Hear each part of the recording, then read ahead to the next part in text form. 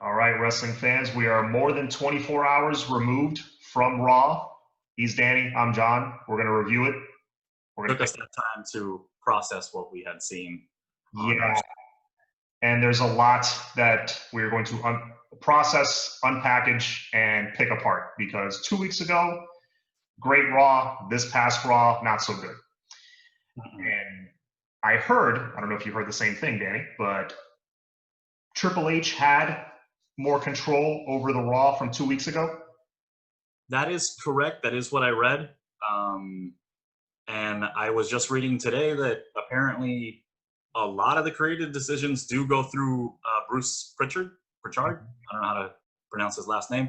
Richard, I'm sure I butchered it, but basically everything goes through him, and anything that he says kind of goes. And McMahon is reportedly saying that whatever he says is close to gospel. I saw the same thing. Fun. Yeah, so I heard. Two old guys running the show. Yeah, so he's basically from what I heard, the most powerful non-McMahon family member Yes, person in WWE. that was the most recent report was exactly that. He's the most powerful, not McMahon. Right, and yeah, that Triple H has had more input on certain storylines, like for example, the head of the table tribal chief storyline. Supposedly, Triple H has had a lot of input on that, and it shows. You can tell, when an episode is all of a sudden much better than the last 3 or 4 weeks. It's like, oh, Hunter had a hand in that. Yeah, Hunter or Jesus, just bring back Heyman. Let him do his thing. Good Lord. Yeah, I mean, not that I want to return back to early quarantine days, but March and April, and even right before, like January, February, those are some of the best episodes of Raw I'd seen in a while. It's like, yes, we need that. We crave it. Mm-hmm. Yeah.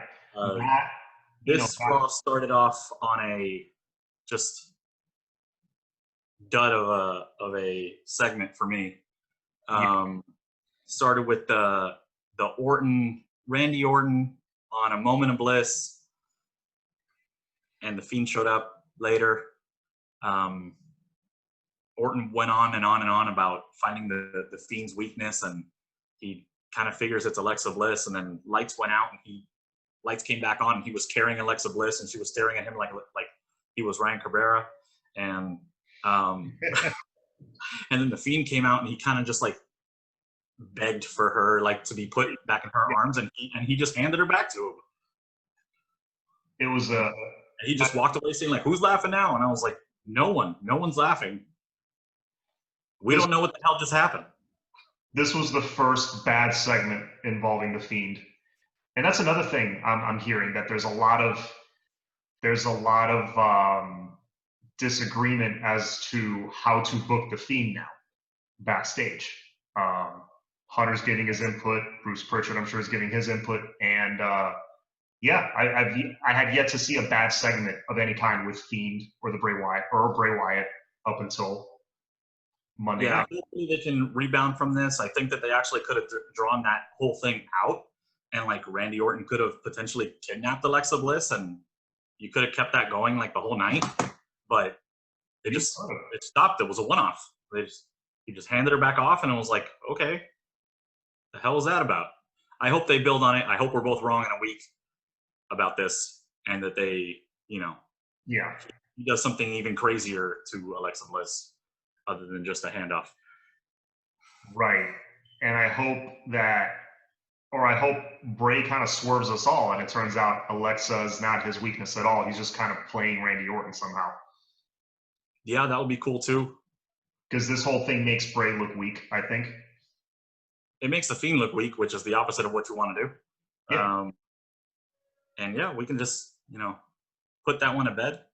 And we can go on to our first matchup of the night, which was the Symphony of Destruction match, which I'm pretty sure Elias has never won one.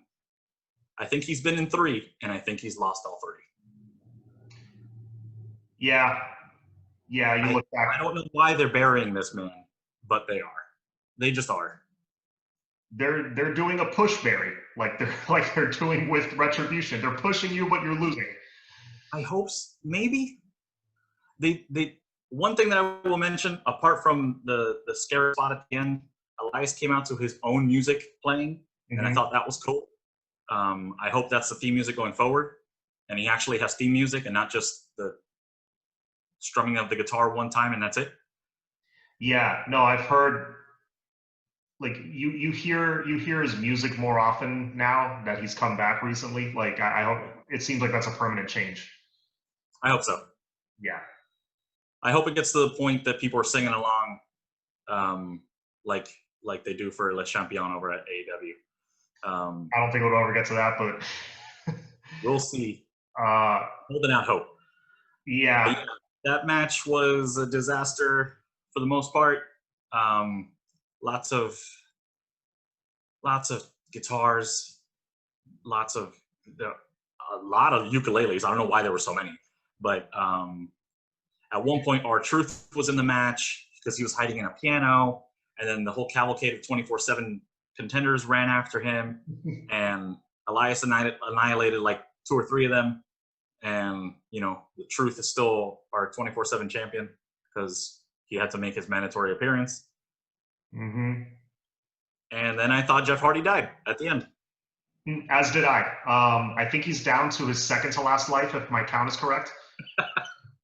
He That lost sounds one at TLC in WrestleMania, TLC 2, a couple times at TNA. Yeah, he's got like maybe one left. okay.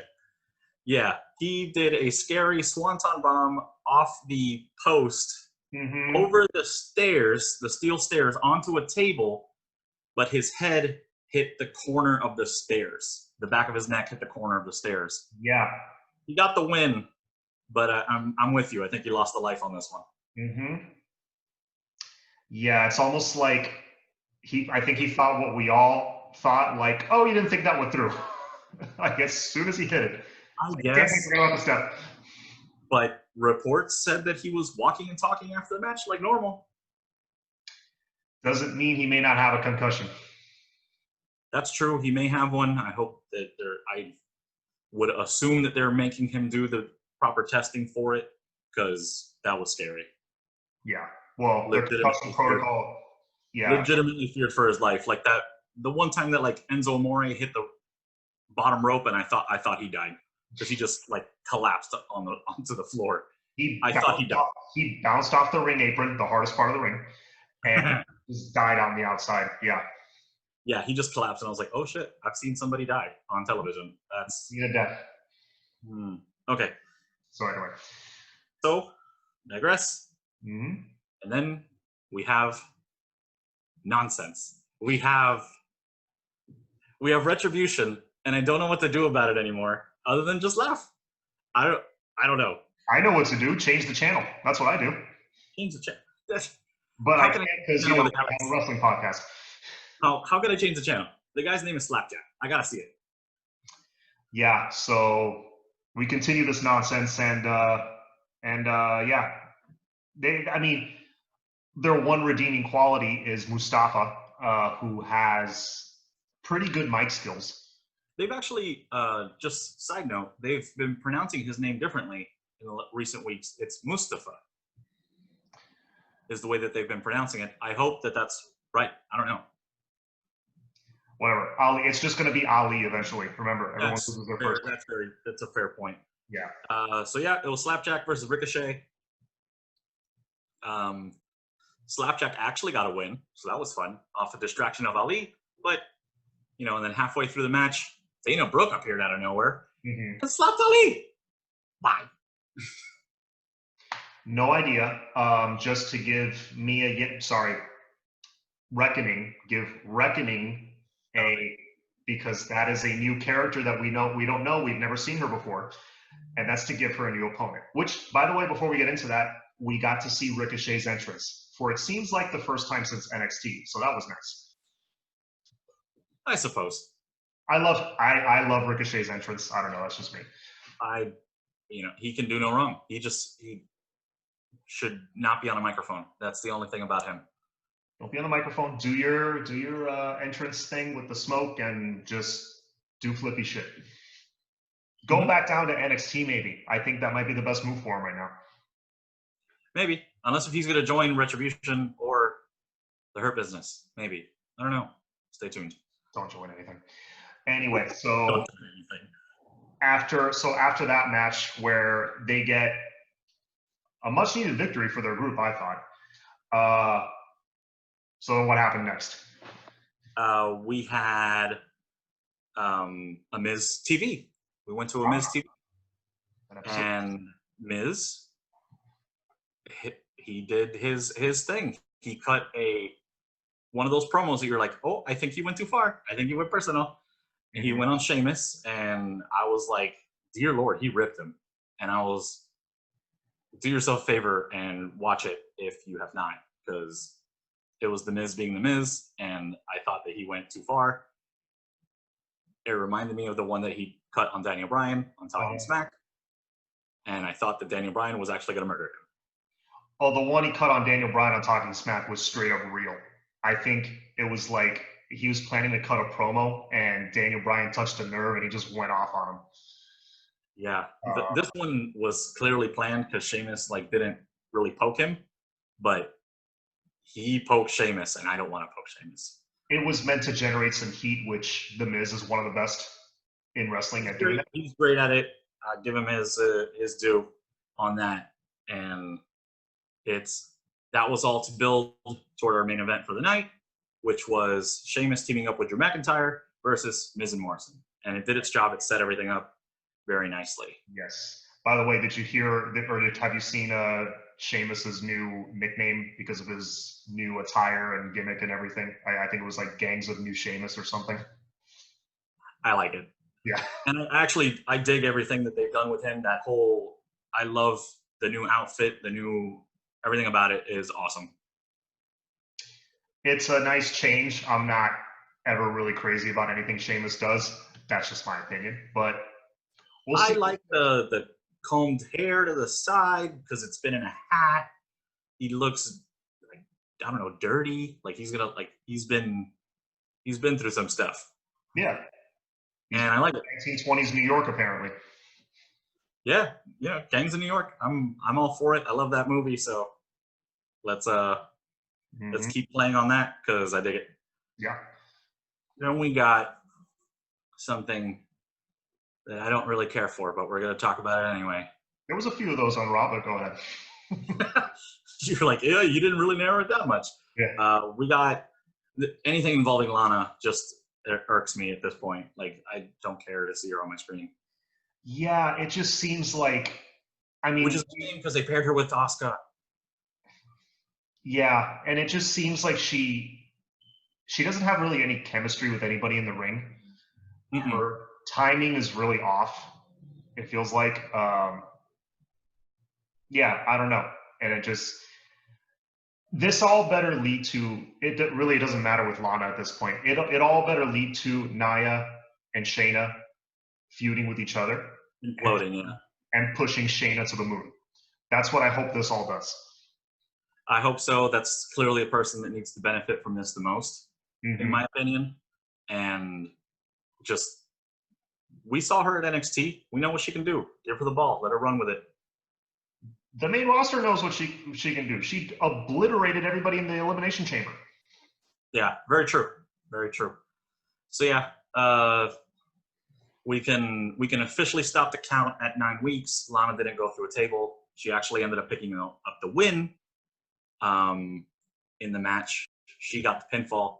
So we're gonna, I guess, do a tag team title match at TLC. Yeah. Go figure. Okay. Not much we could say about that. We just, hope it goes somewhere in a positive direction because right now, not great. Yeah. Then we had Cedric Alexander versus Xavier Woods. Fantastic match. I really like this one because those are two of the more talented guys on the roster that really barely get a chance to show it, especially Xavier Woods. Mm-hmm. Like in the New Day, at the height of the New Day, it was usually Kofi and Big E in the match more often than not. And he was outside playing Francesca. That was his whole shtick. Right. And I love all three of them. They're all super talented. But Xavier, I want to see more of him in the ring. He may be the most talented in-ring guy of all of them. He is. He absolutely is. Yeah. And that's not knocking the other two guys. The other two guys are phenomenal. Mm-hmm. But he is something. Yeah, as a character. Yeah, as a character, like using his character in the ring with his wrestling and telling a story, he's the best, I think. Yeah. I mean, that's why they paired all three of them together, because they're so charismatic, three of them. Mm-hmm. But yeah, he's got something else that they need to use more. Mm-hmm. And Cedric got the win. Meh. Hurt Business needed a win, so I'm cool with it. Fair enough. I can see that. Then we can go into just slight side topic, just because it went into some backstage segment. Mm-hmm. They're turning Riddle into like the goofy idiot, and I don't like it. I don't like it either. But he's feuding with Lashley, and we all know how much Vince loves Bobby Lashley. And I read another thing online that this could lead to maybe like an MMA style match between the two of them, which would be pretty cool to watch. Okay. All right. Because if he has a match like he had with Timothy Thatcher in NXT, I'm all for it. Yeah. But would they be able to do that right on the main roster? That's my concern. Oh, I have no idea. Probably it's not. The execution that concerns me. Like, even it's having a good idea and executing it properly. They never seem to do the two at the same time. Yeah. So there was like a little segment backstage between him, Keith Lee. They were talking about the match. He looked like a total doof. Because at one point Keith Lee just pieced out, and then it panned back and Riddle was talking to nobody.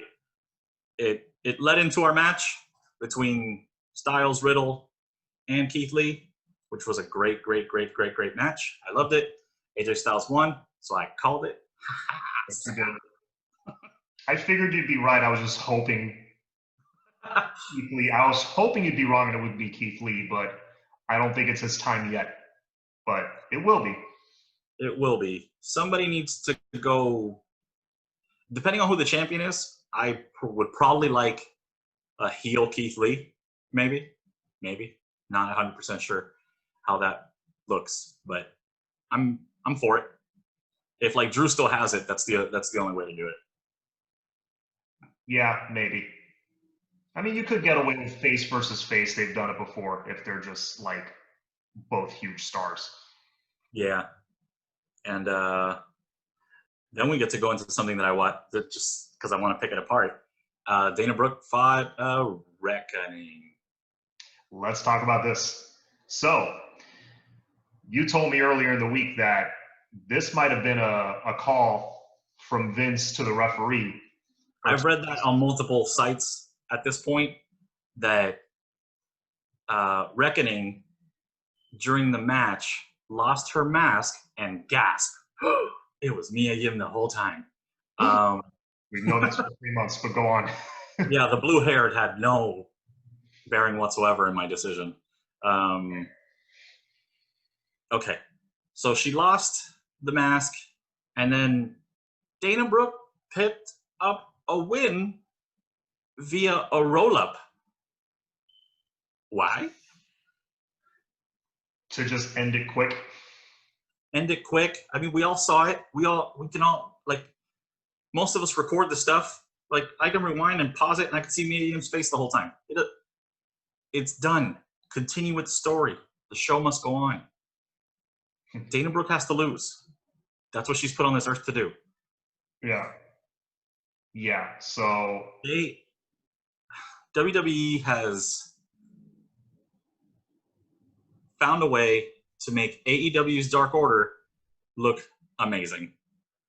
Mm-hmm. They've found a way to make a worse version of it. Mm-hmm.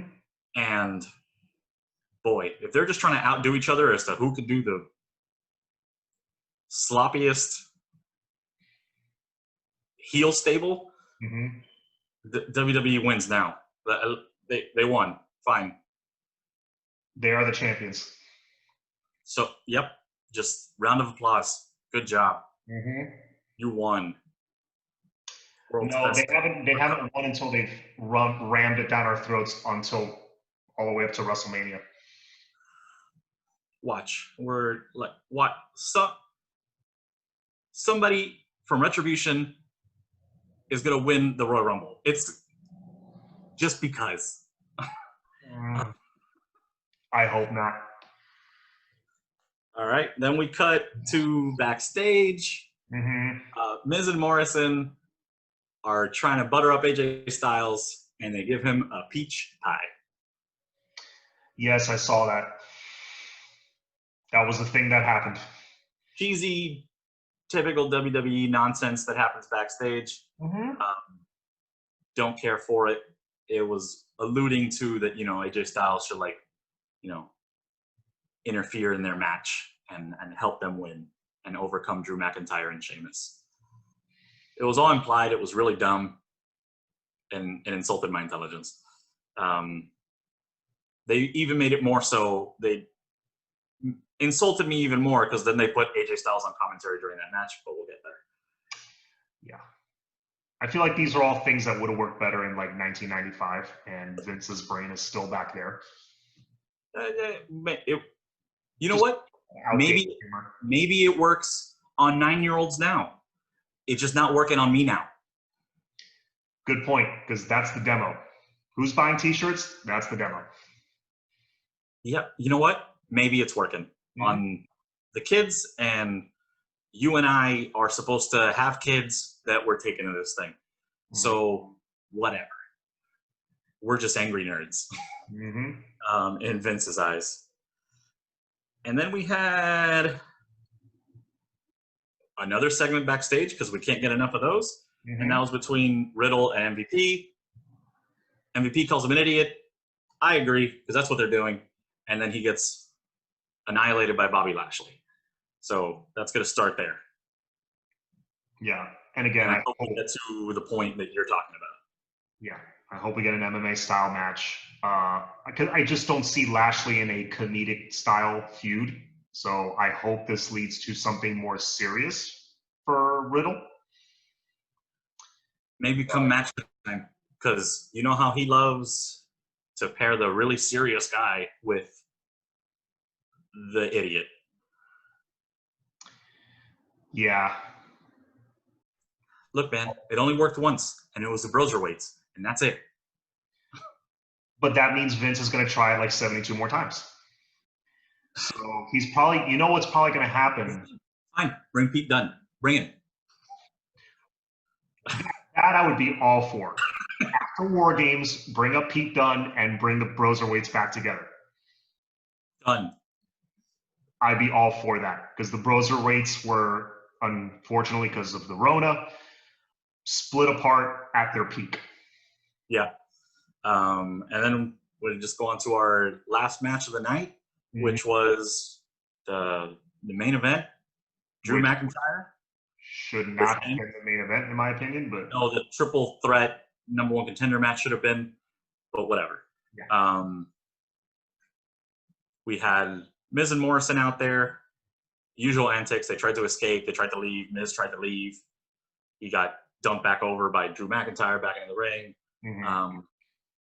The match ended in a DQ because, again, we all saw AJ Styles out on commentary. We knew what was going to happen. He inserted himself into the match, hit a phenomenal forearm, DQ.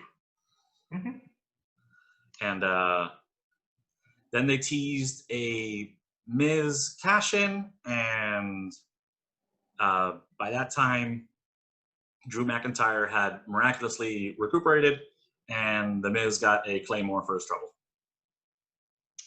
Yes, he did.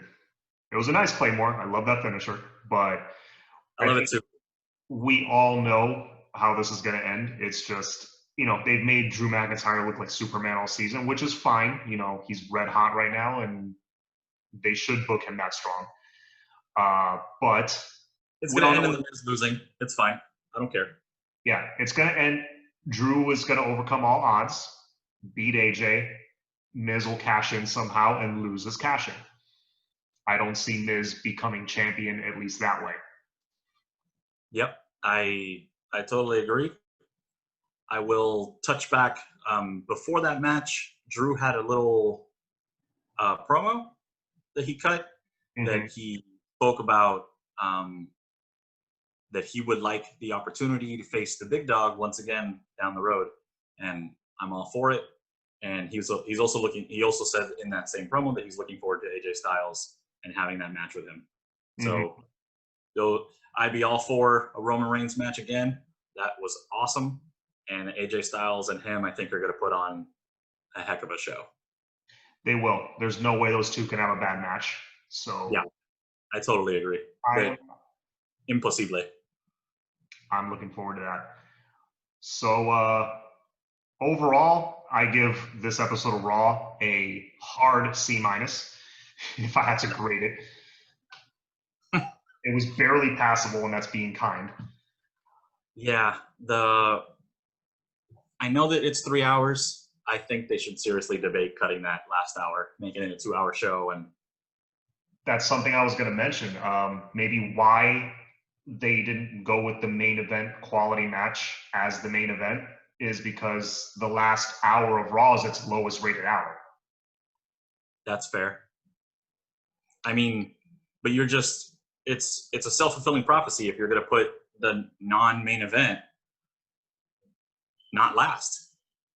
Like, if what should be the main event isn't going to be last, people aren't going to watch.